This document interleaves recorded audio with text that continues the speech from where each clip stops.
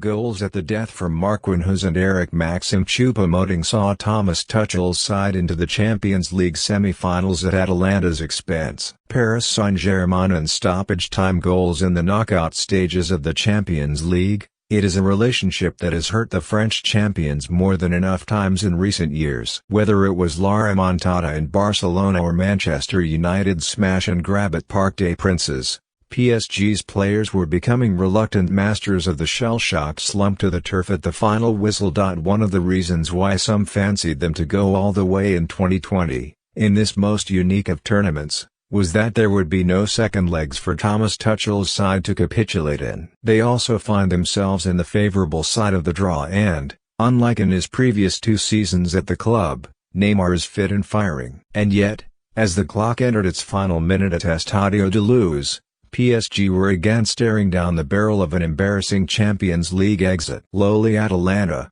leading thanks to Mario Pasalic's superb curling strike midway through the first half, were on the cusp of continuing one of the competition's great fairy tale runs, and would have deserved to too. But this is a Champions League like no other. And perhaps, just maybe, this is a different PSG too. Tuchel's team were far from at their best in Lisbon.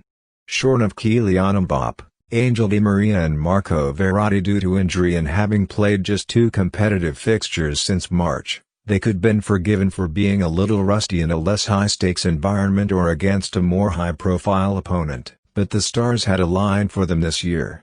All they had to do to reach the final was beat the 3rd best team in Italy and then the 3rd best team from either Germany or Spain.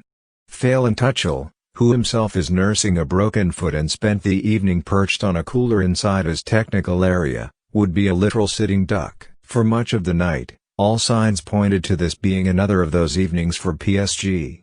Neymar wasted a golden opportunity to open the scoring inside 3 minutes, which in turn left Mbappé stunned in the stands, before the world's most expensive player shanked 3 more efforts off target when well placed. It was difficult to lay all the blame at his door given both Mauro Icardi and Pablo Sarabia offered next to nothing alongside him up front, but if the Brazil international was feeling any excess pressure without his usual partner in crime, Mbappé, it showed. Mbappé was introduced from the bench with an hour gone, but the more PSG pressed, the more confident Atalanta seemed to become in defending their lead. Bergamo has been praised for its resilience as a city during what became a living nightmare for its residents during the coronavirus pandemic, and for 89 minutes Gianpiero Gasparini's usually free-scoring side looked like matching that on the pitch. But just as the PSG were being written off by all those watching at home, 2 unlikely heroes stepped up in their club,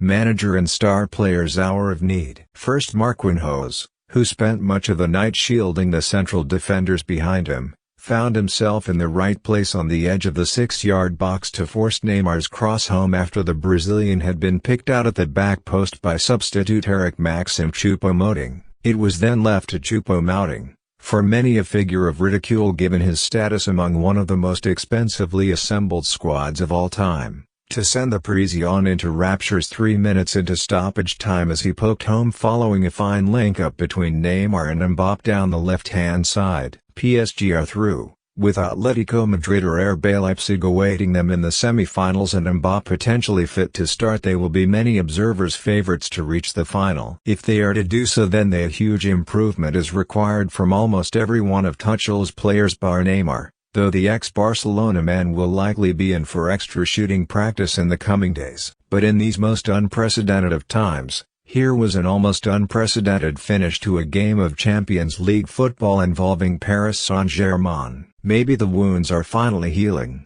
Maybe, just maybe, this is their year.